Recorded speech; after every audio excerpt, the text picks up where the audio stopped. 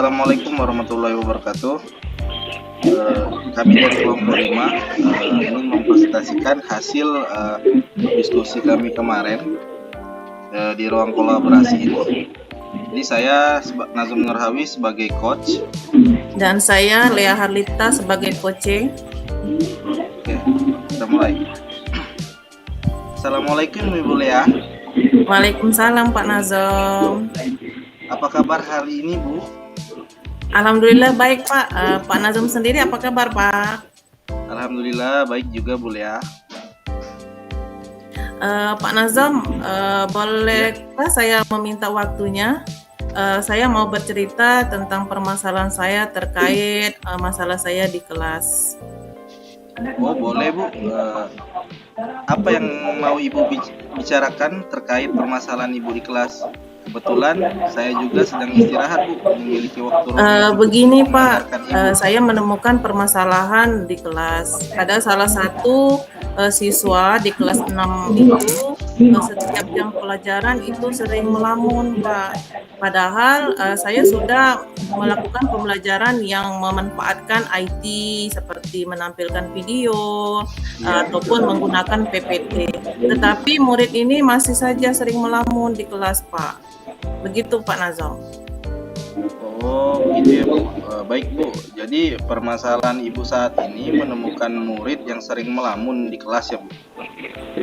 Padahal Ibu sudah menerapkan pembelajaran yang bervariasi, terutama untuk pembelajaran Ibu. Jadi apa yang ingin Ibu dapatkan dari coaching kali ini?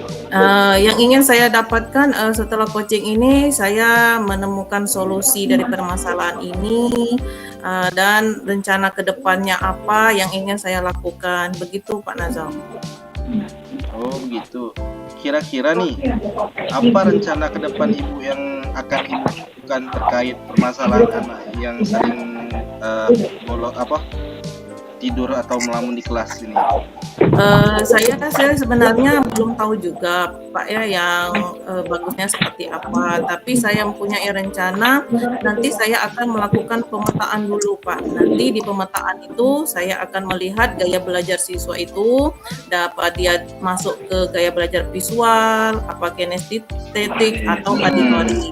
Nah setelah saya melakukan pemetaan, nanti akan melakukan pembelajaran sesuai dengan gaya belajar mereka, seperti itu Pak Nazom. Oh jadi Ibu nanti akan melakukan pemetaan ya Bu terhadap peserta didik di kelas. Iya Pak. Yang Ibu katakan tadi kan ada yang anak visual, ada yang kinestetik, bagus itu Bu. Jadi pembelajaran di kelas berdasarkan berdiferensiasi ya Bu. Iya. Jadi, luar biasa sih yang Ibu lakukan, cukup baik Bu. Kira-kira nih pembelajaran yang Ibu sudah lakukan ini, yang Ibu terapkan barusan, yang akan Ibu terapkan yang Ibu katakan tadi, dari level 1 sampai 10 nih, Ibu berada di angka berapa untuk saat ini? Dalam pembelajaran yang sudah saya lakukan, saya merasa saya masih di level 5 Pak Nazom, karena terbukti kan Pak masih ada siswa yang melamun, yang kurang bersemangat di kelas, seperti itu Pak Nazom. Menurut Ibu setelah di angka 5 itu angka ideal yang ingin Ibu capai setelah melakukan pembelajaran di angka berapa idealnya? Menurut saya angka ideal itu ada di angka 8 lah ya Pak ya. Jadi nantinya saya berharap siswa saya itu mempunyai kenyamanan dalam pembelajaran, menyenangi pembelajaran, dan tidak ada lagi yang melamun atau yang ngantuk atau yang kurang bersemangat, seperti itu Pak Nazom. Jadi nantinya mungkin saya akan lebih memfokuskan lagi ke media pembelajaran yang lebih bervariasi lagi sekali Pak Nazom ya. Oh jadi setelah Ibu melakukan tindakan itu, terutama melakukan media pembelajaran atau modifikasi pembelajaran yang Ibu katakan tadi, jadi di angka 8 ya yang menurut Ibu langkah yang menurut Ibu ideal?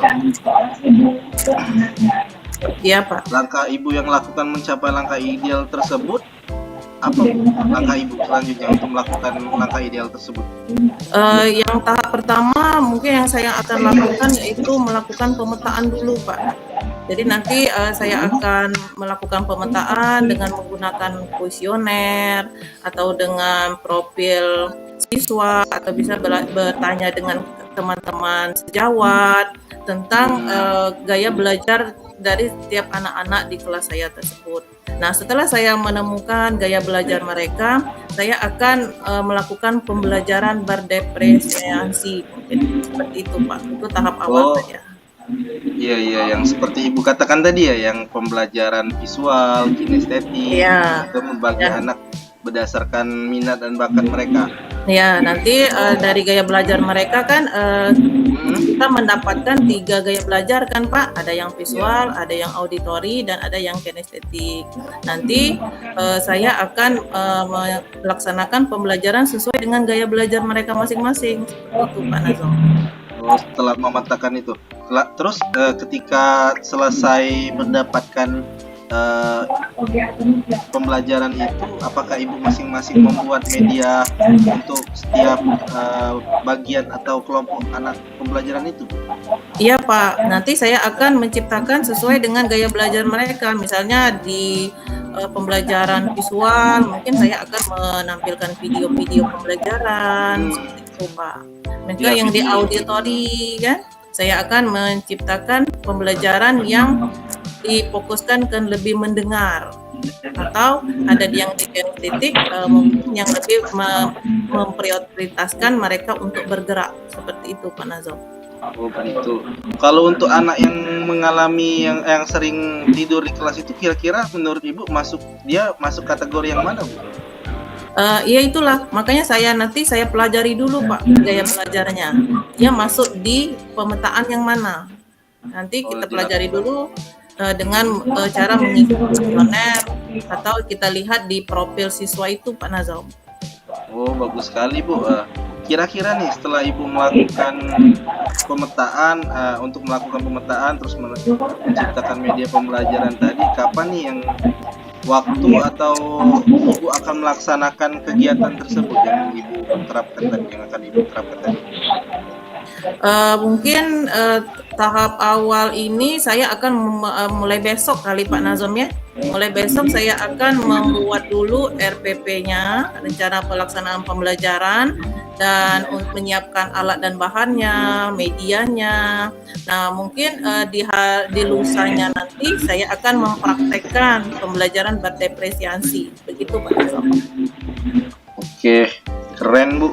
Kalau seandainya nanti langsung diterapkan, mungkin bisa jadi contoh buat rekan-rekan yang lainnya di sekolah Ibu. Jadi terima kasih. Setelah menurut Ibu, siapa nih yang bisa membantu Ibu dalam pelaksanaan pembelajaran berdiferensiasi ini, yang kira-kira berpengalaman atau sudah melakukannya, mungkin bisa. Kira-kira siapa? Nanti saya akan yang tahap pertama saya akan berkoordinir dulu dengan kepala sekolah terkait masalah ini, dan saya juga akan meminta bantuan kepada rekan-rekan sejawat untuk mencari atau memilih konten-konten yang cocok sesuai dengan gaya belajar mereka. Seperti itu Pak Nazom.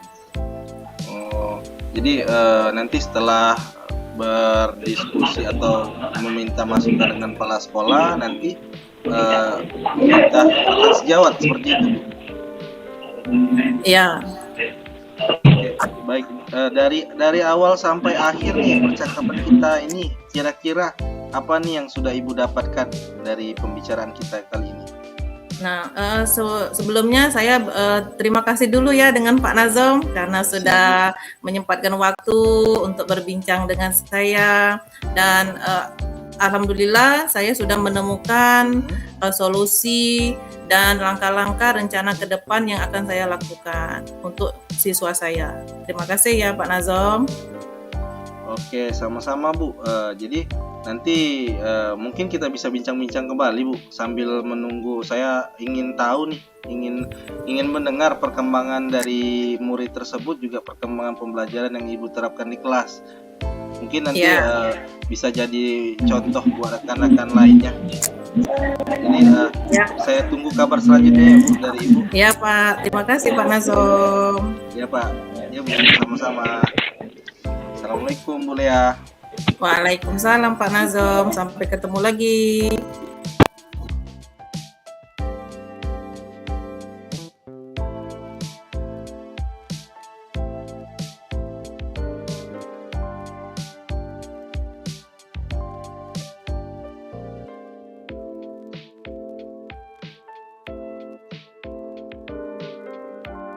Assalamualaikum warahmatullahi wabarakatuh. Kami dari kelompok 5 akan melaksanakan praktek coaching yang mana saya Lea Harlita berperan sebagai coach. Saya Nazom Nurhawi sebagai coach.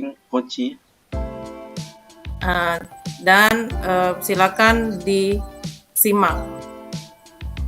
Assalamualaikum Pak Nazom. Waalaikumsalam Bu Lea. Apa kabarnya hari ini Pak Nazom? Alhamdulillah baik Bu. Ibu Lea, apa kabarnya Bu? Alhamdulillah Pak, saya juga sehat dan tidak ada kekurangan apapun. Luar biasa Ibu. Oh iya Bu, bolehkah saya meminta waktunya Bu? Saya mau bercerita nih tentang permasalahan yang terkait permasalahan di kelas saya nih Bu. Jadi saya membutuhkan coaching dari Ibu nih untuk menyelesaikan permasalahan di kelas nih.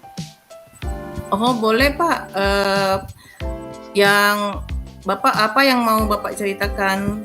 Kebetulan saat ini saya sedang istirahat. Tapi tidak mengganggu waktu Ibu kan Bu untuk Tidak, karena lagi istirahat Pak Nazom. Kebetulan ini sudah habis mengajar, tinggal duduk-duduk santai saja. Siap, terima kasih ya Bu sebelumnya atas waktunya. Ya, sama-sama Pak Nazom. Iya Bu. Jadi begini Bu, saya ini kan menemukan permasalahan di kelas Bu. Sudah 1 minggu yang lewat, udah berapa kali saya perhatikan anak itu sering tidur, sering melamun di kelas saat pembelajaran Bu. Terus juga saat pembelajaran olahraga di lapangan, anak itu sering melamun Bu waktu pemanasan. Nah, anak ini nih sebenarnya udah saya lihat nih dari waktu semester awal-awal semester 1 kelas 6 kemarin. Nah, ini nampaknya sudah saya tanya, nampaknya memang anak ini kayak lesu di kelas, juga ada guru yang lapor juga sering melamun di kelas. Nah, murid tersebut padahal saya melakukan pembelajaran, sudah melakukan pembelajaran yang cukup menarik untuk daya tarik anak-anak belajar di kelas Bu. Seperti saya sering untuk pembelajaran di kelas kan saya menampilkan video agar lebih meminat, daya tarik anak untuk lebih menyimak. Jadi itu Bu yang saya ingin tanyakan, bagaimana nih untuk supaya saya bisa membuat anak tersebut lebih bersemangat. Oh, baiklah. Jadi permasalahan Pak Nazom sekarang ini menemukan siswa yang ini sering tidur atau melamun di kelas ya Pak ya. Padahal Bapak sudah melakukan pembelajaran yang bervariatif ya Pak. Tetapi siswa tersebut masih saja sering melamun atau tertidur di dalam kelas. Nah, setelah kita melakukan coaching malam ini, Pak Nazom ingin menemukan apa dari coaching ini? Jadi yang ingin saya dapatkan setelah coaching atau meminta saran atau masukan dari Ibu, saya meminta solusi Bu dari permasalahan saya ini nih.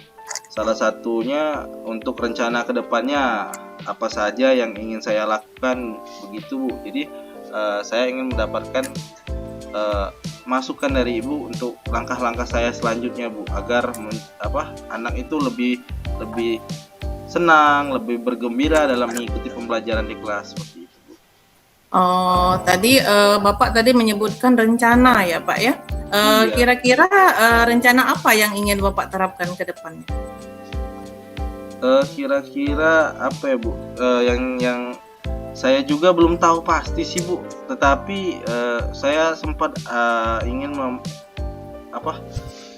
melakukan pembelajaran berdiferensiasi Bu. Jadi dulu sehingga memenuhi kebutuhan belajar. Jadi saya itu ingin memetakan kebutuhan belajar siswa Bu, sehingga nanti pas ketika pembelajaran dimulai mereka mendapatkan sesuai gaya belajar mereka masing-masing.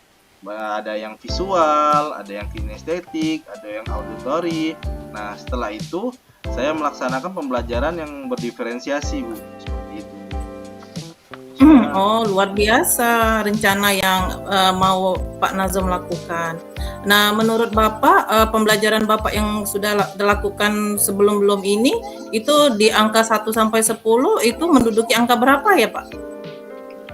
Kalau pembelajaran yang saat ini saya terapkan itu mungkin sekitar di angka 5 Bu. Jadi walaupun sering saya memberikan pembelajaran yang menarik, jadi anak itu ada titik jenuhnya Bu di kelas. Di lapangan juga begitu. Jadi ketika anak itu video, hanya sebagian anak yang fokus menonton, sedangkan anak yang lain itu masih sibuk dengan aktivitasnya. Salah satunya juga ada anak yang suka tidur, ada yang ngelamun, bahkan suka ngobrol di kelas. Jadi di sini saya ingin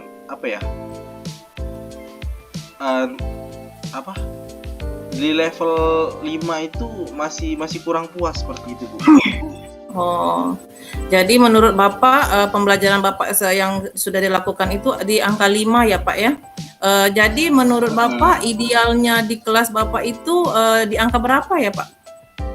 Menurut saya langkah ideal itu dari 5 ini menurut saya angka 8 ya Bu, kayaknya lebih pas karena saya ingin dimana murid-murid saya ini tidak lagi melamun Bu.